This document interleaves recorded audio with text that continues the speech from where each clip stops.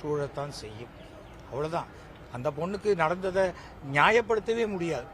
நீ ஏன் தனியாக போன, அதுக்காக வந்து ரேப் பண்ணுவாங்கன்னு சொல்கிறதெல்லாம் முட்டாள்தனமான பேச்சு. அதை செய்யவே கூடாது. ஆனால் இந்த மாதிரி ஒரு சம்பவம் நடந்திருக்கு, நீங்கள்லாம் ஜாகிரதையாக இருங்கப்பா அப்படின்னு அடுத்தவங்களுக்கு நாம் சொல்லணும். அதுதான் முக்கியமே தவிர சம்பவத்தை போய் சொல்லி ஐய அது பண்ண தப்பு, அதுக்கு இதுதான் தண்டனையா? தனியாக போய் இருட்டில் ஒருத்தனோட ஒருத்தி பேசிட்டா உடனே அவ்வளோதான், அந்த பொண்ணுக்கு தண்டனை ரேப்பு தானா? எவ்வளோ பைத்துக்க. அதாவது கஸ்தூரி போன்றவர்கள் மிக புத்திசாலிகள். பிபிசி இன்டர்வியூலலாம்.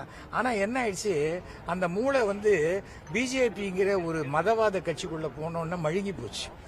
எதை சொல்கிறதுன்னே தெரியாமல் உளறலாக பேச்சு. ஏதாவது சொன்னால் எனக்கு நன்றாக தெரிந்தவர் தான் கஸ்தூரி. நிறைய புத்திசாலித்தனம் உண்டு. ஆனால் அந்த புத்திசாலித்தனால தான் அடகு வச்சுட்டு அண்ணாமலை ஏதோ அப்படியே சாதிச்சு காட்டுவார். அண்ணாமலை ஒன்றுமே செய்ய மாட்டார், பூஜ்யம்னு நான் 3 வருஷம் முன்னாடி சொன்னேன். அப்போ எல்லாரும் என்னமோ நினச்சிங்க நான் ஏதோ அண்ணாமலைக்கு விரோதின்னு. இன்னைக்கு அண்ணாமலை பெரிய பூஜ்யம் அப்படின்னு நினச்சிப்பேன். ஆனால் அக்கௌண்ட்டில் போட்டு பூஜ்யத்துக்கு பக்கத்தில் நிறைய 1, 2, 3 எல்லாம் போட்டார். அது வேற விஷயம். அதை அமித்ஷா பார்த்து அது என்ன உண்டோ செய்வார். ஆனால் கட்சி வளரவே இல்லை. பிஜேபி என்பது தமிழ்நாட்டில் இன்னும் வளரவே இல்லை.